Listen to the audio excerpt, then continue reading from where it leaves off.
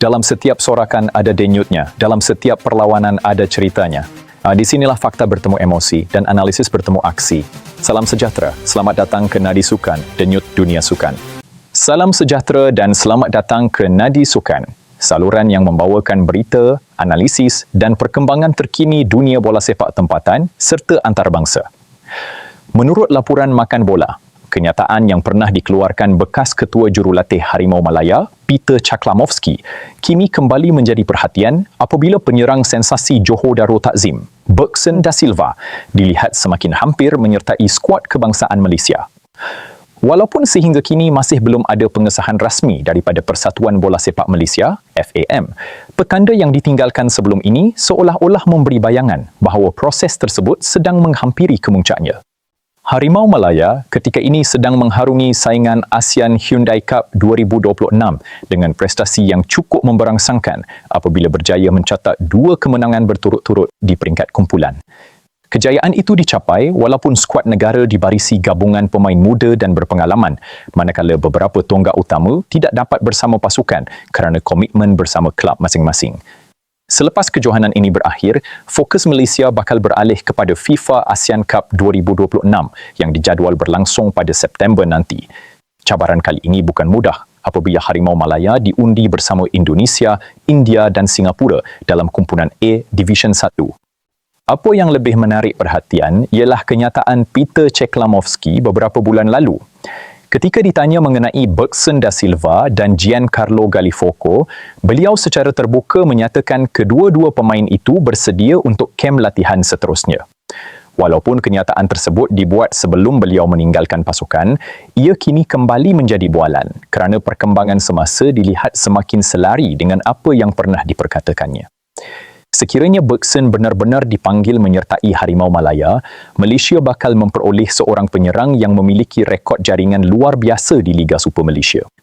Ketajamannya di hadapan gol bukan lagi sesuatu yang perlu dipersoalkan kerana beliau telah membuktikan kemampuan itu selama beberapa musim bersama GDT.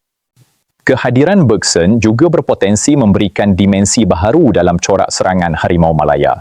Selama ini, Malaysia sering mencipta banyak peluang tetapi kadang-kala gagal menterjemahkannya kepada jaringan.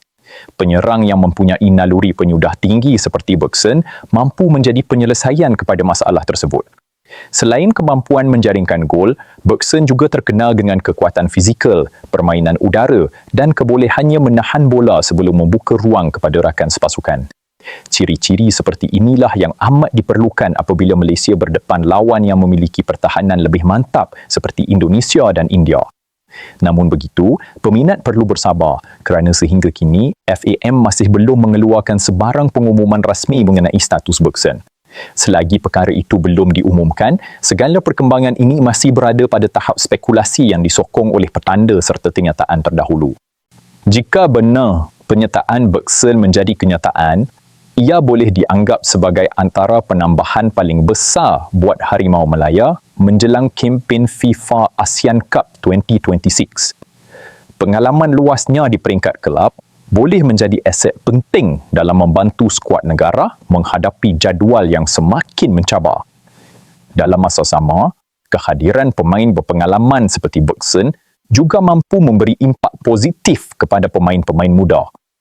Mereka bukan sahaja dapat belajar mengenai penyudah berkualiti, malah memperoleh pengalaman berlatih bersama seorang penyerang yang telah lama konsisten menghasilkan jaringan di Malaysia. Ketua Jurulatih Interim, Tan Cheng Hock, pastinya akan mempunyai lebih banyak pilihan sekiranya Bergson berjaya disenaraikan. Persaingan sihat di posisi penyerang juga dijangka meningkatkan tahap prestasi keseluruhan skuad negara. Penyokong Harimau Malaya sememangnya menaruh harapan tinggi agar segala proses dokumentasi dan kelayakan dapat diselesaikan dengan lancar. Jika semuanya berjalan mengikut perancangan, Malaysia mungkin tampil dengan wajah yang lebih berbahaya pada aksi di Jakarta nanti. Apa yang pasti, kenyataan Peter Chaklamovski beberapa bulan lalu kini semakin relevan. Ia seolah-olah menjadi petanda awal kepada sesuatu yang lebih besar sedang menanti Harimau Malaya. Kehadiran Bergson bukan sekadar menambah seorang lagi penyerang dalam skuad, malah berpotensi mengubah keseluruhan pendekatan taktikal Harimau Malaya. Selama ini, Malaysia sering bergantung kepada pergerakan pantas di bahagian sayap sebelum melakukan hantaran ke dalam kotak penalti.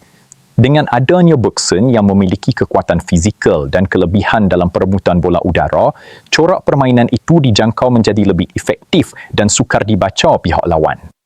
Selain itu, reputasi Bergson sebagai penjaring prolifik dalam Liga Super Malaysia bukan dibina dalam tempoh singkat.